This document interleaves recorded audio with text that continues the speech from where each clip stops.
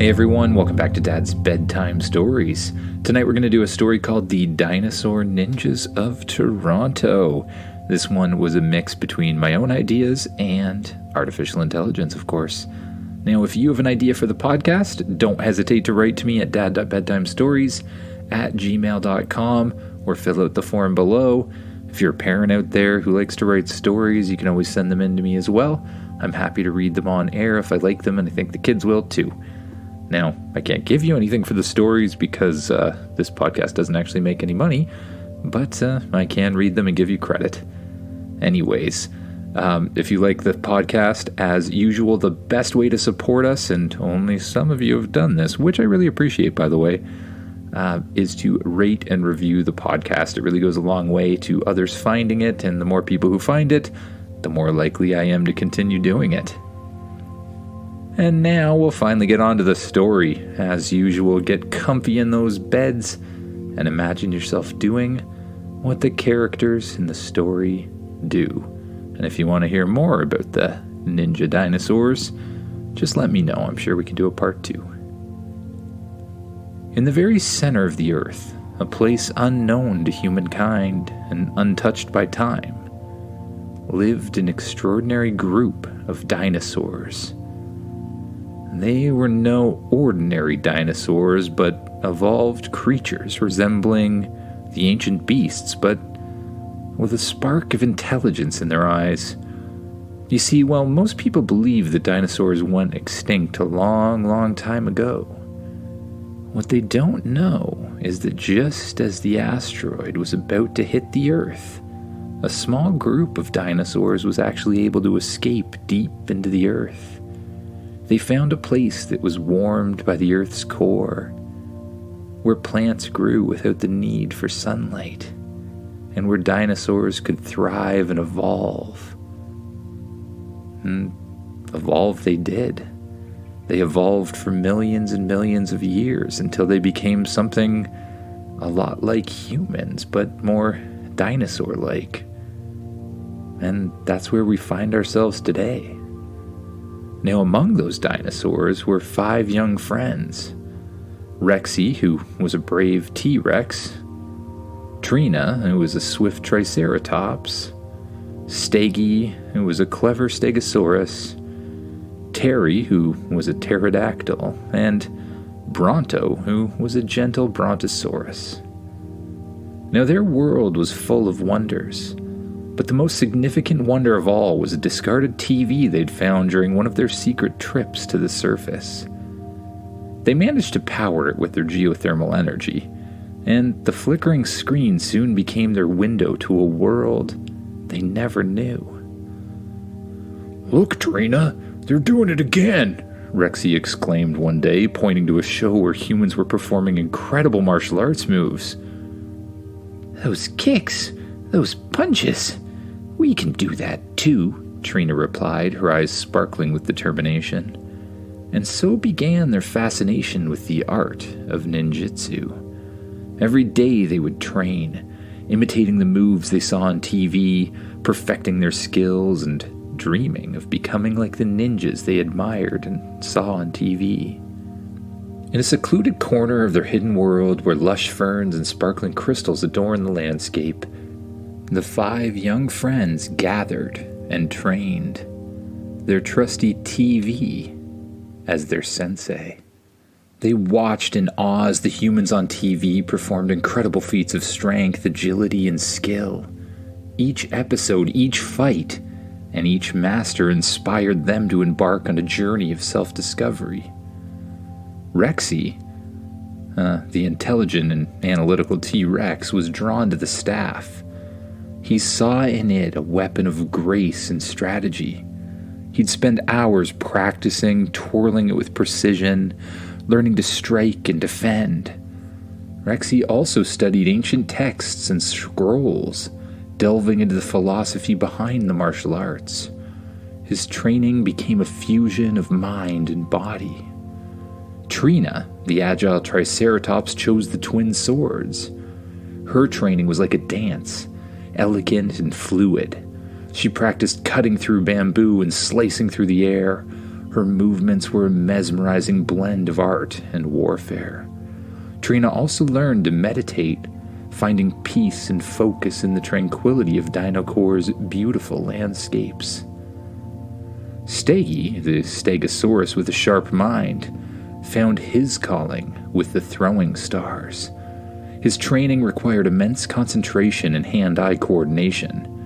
Steggy would set up targets, honing his aim, learning to hit them from various angles and distances. His accuracy became unmatched, and his quiet determination inspired his friends. Bronto, the strong and fearless brontosaurus, took to the nunchucks. His training was intense, demanding physical strength and control. Bronto would smash rocks, practicing complex movements, and develop a fighting style that was both powerful and graceful at the same time. His perseverance became a symbol of the group's unbreakable spirit. Then there was Terry the pterodon, who had a love for the skies. Terry chose to combine her natural flying abilities with the techniques she saw on TV. Her training was a blend of acrobatics and combat, swooping and diving, learning to strike from above. Terry's mastery of the air added a unique dimension to the group's capabilities. Together, they trained day after day, learning from each other, pushing each other to excel. They built a dojo in Dinocor, a place of learning and growth. They practiced their techniques, they sparred, and they even created their ninja disguises. They became more than friends. They became a team united by a shared dream. They were the Dino Ninjas, ready to face the challenges of the world above, guided by the principles of honor, courage, and compassion. "One day, we will be like the humans we see on TV," Terry declared, wings outstretched. "But first, we must practice among them, understand them, and maybe even help them." With excited nods of agreement, they embarked on their secret journey, sneaking through the hidden tunnels that led them to the bustling city of Toronto. The world above was filled with towering buildings, noisy cars, and busy humans rushing about. The five friends watched in awe, hidden in the shadows. "We fit right in," Steggy chuckled, looking at the street performer dressed as a dinosaur. "No one will even suspect us. They'll just think we're wearing costumes." Days turned into weeks as they observed the humans learning their ways and blending into the background. They saw kindness and laughter, love and friendship, but they also saw something that troubled them deeply. One day, while perched on a rooftop, the five friends witnessed a crime unfold before them. A man had violently grabbed a purse from a woman and was sprinting away down a dimly lit alley. The woman's cries of distress reached their ears, and a sense of justice filled their hearts. "We must stop him," Trina declared, her swords gleaming in the city lights. With a nod of agreement, they leapt into action, Rexy leading the charge, sprinting down the fire escape, his staff held firmly in his mighty jaws. Terry soared above the buildings, her eyes locked on the thief, while Steggy took a shortcut through the alleys, throwing stars at the ready. Bronto and Trina moved as one, their footfalls in sync as they approached from the opposite direction, nunchucks swinging and swords drawn. The thief, sensing he was being pursued, glanced back and saw the strange shadow of Rexy looming over him. His heart pounding, he stumbled, momentarily losing his footing. Rexy caught up, blocking the thief's path with his staff. His eyes narrowed. "Return what you've stolen," he demanded. Panicked, the thief tried to dart around Rexy, but Terry swooped down, her wings outstretched, forcing him back into the alley. Steggy emerged from the shadows, throwing stars in hand. With pinpoint accuracy, he tossed one, clipping the strap of the purse, causing it to fall from the thief's grasp. Trina and Bronto closed in, swords and nunchucks at the ready. The thief was trapped, surrounded by the five determined ninja dinosaurs. You can't escape justice, Trina proclaimed, her voice firm. The thief, realizing he was cornered, surrendered, dropping to his knees. Who are you? He stammered, his face pale. We are the defenders of what's right, Rexy declared, his voice filled with pride. Bronto gently retrieved the purse, his nunchucks tucked away. We believe in kindness and fairness, he added, his voice gentle. With the thief subdued, they called the police, leaving the criminal tied up and waiting. They watched from the shadows as the officers arrived, ensuring the man was taken into custody. The purse's owner, a friendly baker named Tim, was grateful beyond words. The Ninja Dinosaurs had not only returned her belongings, but had shown her that even in a world filled with crime, there were still heroes willing to stand up for what's right. Their friendship with Tim started to blossom, and the adventures continued, knowing that they'd made a difference. But the city held more secrets, and their greatest challenge was yet to come. After the successful thwarting of the purse snatching, Tim, the friendly baker, became a close friend to the Ninja Dinosaurs. They would meet at her bakery after hours, sharing stories, laughter, and Tim's delicious maple-glazed pastries. Tim also shared something intriguing: whispers of a mysterious crime syndicate dealing with stolen maple syrup. You mean someone's stealing maple syrup? Steggy asked. A throwing star paused mid-twirl. That's right, Tim nodded, and I think it's something big. The idea of a maple syrup crime syndicate both amused and concerned the Ninja Dinosaurs. So, they decided to investigate. Their nights turned into stakeouts as they monitored suspicious locations around Toronto. They watched as unmarked trucks delivered barrels to hidden warehouses, always careful to stay concealed. One night, their vigilance paid off. They spotted a group of thugs loading barrels into a van, each barrel marked with a strange insignia. That must be our stolen syrup, Trina whispered, her eyes narrowed. We must follow them, Rexy decided. The chase was on, the Ninja Dinosaurs trailing the van through the city streets. They moved stealthily, leaping from rooftop to rooftop, keeping pace. Finally, the van stopped at an underground parking garage. The thugs began unloading the barrels, and the Ninja Dinosaurs knew it was time to act. Terry was the first to strike, swooping down and snatching a barrel from the thug's hands with her talons, soaring back into the shadows. What was that? One thug exclaimed, looking around in confusion. Before they could react, Steggy launched his throwing stars, each one hitting the barrels, causing them to topple and roll, creating chaos.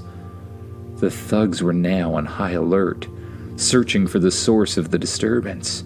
That's when Rexy and Trina charged, weapons drawn. Rexy's staff swung with precision, disarming one of the thugs with a well-placed hit. Trina's swords flashed, blocking another thug's attack and sending him stumbling back. Bronto, his nunchucks swinging, moved with grace, taking down two more with sweeping arcs of his weapon. The battle was swift and decisive. Each thug was defeated with skill and a touch of humor. One thug even ended up stuck in a barrel, his legs flailing comically. With the criminals subdued, they discovered documents that led them to the mastermind of the syndicate, Sir Sticky Fingers, a notorious criminal known for his love of all things sweet. Sir Sticky Fingers won't know what hit him, Rexy declared, his eyes gleaming. The Ninja Dinosaurs knew they were one step closer to unraveling the maple syrup mystery, but the real battle was yet to come. The fight against Sir Sticky Fingers and his criminal empire awaited. Having uncovered the details of Sir Sticky Fingers' maple syrup crime syndicate, the Ninja Dinosaurs knew they had to act swiftly. They spent the following days carefully planning their assault, leaving no stone unturned. Meanwhile, Sir Sticky Fingers, a portly gentleman with a monocle and an insatiable love for syrup, was growing restless. He sensed that something was amiss, but couldn't put his finger on it. His henchmen seemed more jittery, and there were whispers of mysterious shadows in the night that knew ninjutsu. "Keep a sharp eye," he ordered his henchmen. "I won't let anyone ruin my sweet empire." Back at Tim's bakery, the Ninja Dinosaurs were ready. "We must be precise and quick," Rexy stated, his staff firmly in hand. "Sir Sticky Fingers won't be easy to defeat." Trina sharpened her swords, her eyes filled with determination. Steggy practiced his throwing stars, Bronto swirled his nunchucks, and Terry flexed her wings. They were ready. That night, they approached Sir Sticky Fingers' hidden base, a warehouse disguised as a pancake factory. Guards patrolled the perimeter, but the Ninja Dinosaurs were more than prepared. Terry took to the skies, scouting the area, while Steggy used his throwing stars to disable the security cameras. Bronto and Trina moved as a team, taking down the guards with swift, non-lethal strikes. Rexy led the way inside, his staff lighting the path. Inside the warehouse, they found a labyrinth of barrels, tubes, and machinery. The scent of maple syrup was overpowering. "This is it," Rexy whispered. "Let's find Sir Sticky Fingers." They moved through the warehouse, taking down henchmen with precise strikes and playful banter. Each defeat was a combination of skill and humor, reflecting their unique personalities and weaponry. At last, they reached Sir Sticky Fingers' office. The door swung open, and there he stood, monocle gleaming. "So, you're the meddlesome reptiles I've heard about," he sneered, holding a cane that concealed a sword. "You won't stop me." A battle ensued, obviously, filled with twists and turns. Sir Sticky Fingers was surprisingly agile, his cane sword clashing with Trina's blades, his move countering Rexy's staff. But the Ninja Dinosaurs fought as a team, each one complementing the other. Terry's aerial strikes, Steggy's throwing stars, Bronto's nunchucks all played a vital role in wearing down Sir Sticky Fingers. With a final united strike, they disarmed him, his cane sword clattering to the ground. "You may have defeated me," Sir Sticky Fingers panted, "but you'll never stop the love for syrup." With Sir Sticky Fingers defeated and his criminal syndicate dismantled, the Ninja Dinosaurs called the police, leaving a note detailing the entire operation. Their mission was complete, so they returned to their hidden world, heroes in a world that would never know their names. Back in the center of the earth, they celebrated their victory, knowing that they had done good in the world above. But they also knew that their adventures were far from over, for wherever there was injustice, the Ninja Dinosaurs would be ready. And that's all for tonight, everyone. So just get as comfy as you can in those beds and allow yourself to dream of new stories and new adventures to come.